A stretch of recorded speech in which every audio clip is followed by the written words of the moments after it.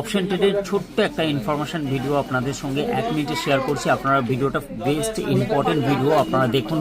এখানে দেখুন, এখানে হচ্ছে ব্যাঙ্ক নিফটির একটা পজিশন যেটা পিসিআর ডেটা নিয়ে অনেকেই কাজ করেন, পুট কল রেশিও যেটা অপশন চেনের, এখানে হচ্ছে ভুল করে। এখানে দেখুন আপনার পিসিআর অনেক লো আছে, কিন্তু এখান থেকে মার্কেট কি দিয়েছে, মার্কেট ওভারঅল এখানে লো দিয়েছে। এবার লো দিয়ে এখানে মার্কেট আস্তে আস্তে আস্তে আস্তে কি করছে, হাই দিচ্ছে।